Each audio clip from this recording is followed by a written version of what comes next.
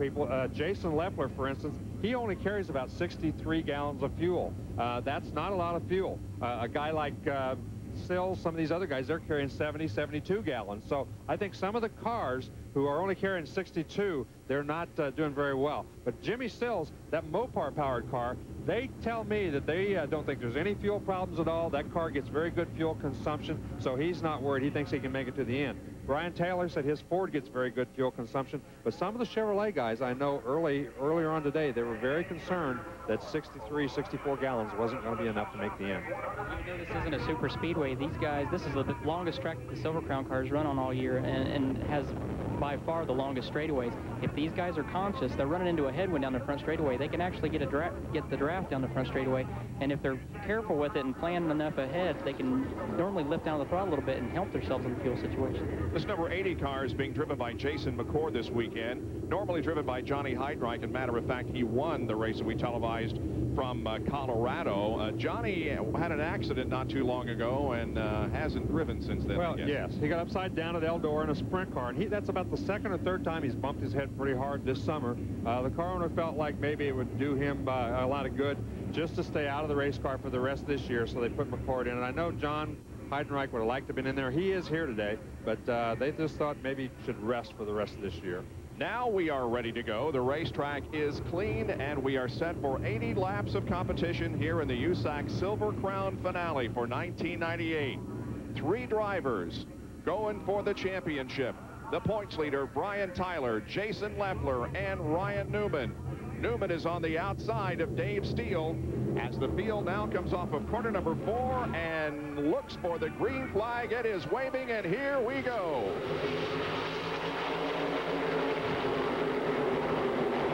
In front of what could be the largest crowd ever to see a Silver Crown race, at least in a long time, helped of course by the Busch Series that just competed here. And down the backstretch, it's Ryan Newman who has grabbed the lead from Dave Steele. Steele now will challenge on the inside and try to take it back as they hit for 3, but he backs off. Well, getting into 3, it's almost like a brake pulling contest, isn't it, Tony? I mean, you really got a lot of momentum in there, and you got to use the brakes quite hard in both of these corners, right? Yeah, actually, turn 1's worse than turn 3. Turn 1 and 2 has the tightest radius, and turn 3 and 4 is a little bigger, so you have to use a lot more brake getting into the first turn versus 3. This track does look symmetrical from our vantage point, but it's almost like Darlington, isn't it, Tony? Yeah, not it really quite is. To that extent, but there is a difference in the degree of radius. There is. You know, it's very tight in 1 and 2, and then even in the Busch race, we had a lot of guys that it was very easy to overshoot the corner. So these guys in the Silver Crown cars, early in the race, they're going to have to be careful not to use too much brake and get their brake fluid hot and, you know, kind of take care of their tires early in the race. What happened to me yesterday? The lap before he crashed, he was up there. I think his car just got too loose. He couldn't keep it down. He got in that rubber and hit the wall. Well, here we go. They're 3 wide down the straightaway. The very inside car, the white one, is Robbie Flock as he tries to pick up on the position of Jimmy Sills, and does nicely. Yeah, he did a nice job of getting a good jump back there. He got a little bit of a run on everybody else, but Sills pulls back by him going down the back straightaway, and now then on the outside, he's being challenged by Bentley Warren. That Mopar car on the straightaway just pulled right away from Robbie Flock and retook the spot. Yeah, it looked like he had plenty of horsepower underneath the hood of that thing as he just went right on by him. Bentley Warren tried the outside, couldn't do it though. Pretty good battle up front too, as Ryan Newman now is once again within about a car length of Dave Steele, the leader. You can see everybody behind those first 3 nose to tail. They've got about a 4-car length lead. Then everybody else behind them kind of running nose to tail, clear back to probably 10th or 12th spot. And a bit of a vibration on Jason Leffler's car. Not nearly as bad, though, as we saw on Brian Tyler early in the race. As he comes down the straightaway, it increases a little bit, but that's not real bad, is it? Not as bad as I've seen in the past, but, you know, like we said, we're only 30 laps into this race, and it's not going to get any better. The problems don't fix themselves normally, so, you know, he's kind of playing it cautious right there. You notice he's running the car real straight, so he's probably taking care of the tire. Yeah, I agree with you. I think he's being very, very cautious. He's just running a nice straight race. Bentley Warren, he's really all over Robbie Flock, and now then they're both giving a challenge to Jimmy Sills. Those guys running in 4th, 5th, and 6th and battling very, very hard. And Ryan Newman takes a look to the inside of Steele, but does not make a move. Here comes J.J. Yeley. There is Jason McCord in the number 80 car. J.J. Yeley started in 17th spot. He's up now to 7th and gaining on the leaders, so he has really made a big gain in positions. We understand the 11 car of Davey Hamilton brushed the wall coming out of corner number 2 on the last lap. And there goes Bentley Warren down to the inside. He gains that spot. And J.J. Yeley also moves down to the bottom of the racetrack. There once again is the battle up front. Your first 4 or 5 cars running in single file formation. Looking back from Jason Leffler. Yeah, Leffler, I think he's pretty content right now to run up there. I mean, he'd like to be in the lead, but he's settled into kind of a nice, easy 3rd place. But he can't be too easy because Block right now is giving him all kinds of pressure. But you don't really know how hard Robbie's having to work his car. Jason could be really taking it easy, and you know, Robbie may be in a little bigger hurry to get to the front to try to get there early. These 3 cars are separated by about a car length between each of them. Here comes the completion of lap number 73. 7 to go. You can see that Leffler's back a little ways. Bentley Warren behind him, and then Leary behind that. McCord has fallen back a couple of spots, and he's back in about 7th spot. You see Yeley get a little bit sideways off of turn 2. With 8 laps to go, these guys are giving it everything they got. They're not holding back now. They're not worried about saving tires anymore. They're just trying to worry about look at Tracy Oh, Hines. yeah. Oh, man, and he split up the racetrack just a little bit there. Now then, Newman tried to kind of stay in there, but he couldn't do it. He had to give way and let him have the racetrack. Lapping the slower car of Jimmy Sills, who was a contender early on, but not anymore. So Tracy Hines takes 2nd and now sets his sights on J.J. Yeley, the leader of the race, as there are 5.5 more circuits to go.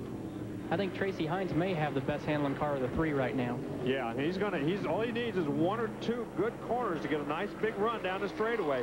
You don't know how important it is to get through that corner perfectly and get that big run. If he does, it looked like a pretty good corner right there. We'll see.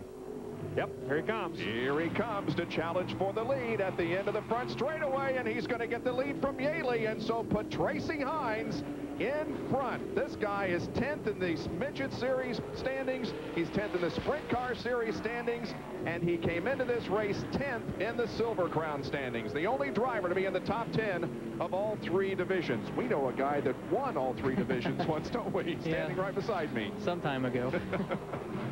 All right, coming down to complete lap number 76. Well, Yeley's not going to give up. Look at this. He got a good run now. He's going to go down to the inside. He's going to drive that baby down in there. We're going to see whether Hines can hang on. They're wheel to wheel through the corner. JJ just a little bit sideways going through the corner and couldn't take the position away. And so Hines remains the leader. Now Yeley looks to the outside. Well, what he's going to try to do, he's going to try to run in a little bit high, kind of dime it off and get a big shot down this straightaway, get a lot of momentum. I don't think he's going to be able to do it because it looked like Hines had a pretty good corner. He's got a couple of car lengths on it. I think when Ryan Newman and JJ were battling, that probably caused them to use their tire up a little bit sooner than what they wanted. You know, JJ was putting a lot of pressure on Ryan and vice versa. So, you know, there was Tracy in the 3rd spot closing in, sitting there saying, you guys keep doing that. That's exactly what I want to see you do. I'm going to run my car straight, and I'm going to have a little tire left at the end. Well, obviously he did a good job because he seems to be, like you said, doing it a little bit more effortlessly right now than the other 2 guys. Coming down to complete lap number 78. We got 2 more to go, and right now Tracy Hines is looking good, but Yeley closes in, and will he take a shot at him? Oh, he's going to take a shot at him.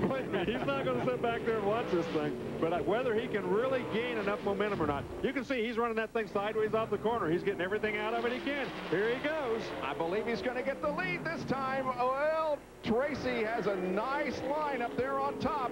He battles the car all the way through the corner. Here they come for the white flag. 1 more lap to go. Tracy Hines and J.J. Yeley are wheel to wheel as Ryan Newman watches from 3rd position. And Yeley gets him into the 1st corner. Yeley's a little bit sideways. He didn't have him yet. Oh, almost touched as they went through there. Now then Hines has got the position. Down the backstretch, they're half a lap away from the checkered flag. Tracy Hines has the advantage, but J.J. Yeley now tries the outside. He passed him. Tracy Hines, what's he going to do? Go high or go low? He'll try to dive it off the corner and come low, probably. Yeley's going to use that whole racetrack. Here they are at the line. It's Yeley by a car length. Whoa! What a great race. Oh,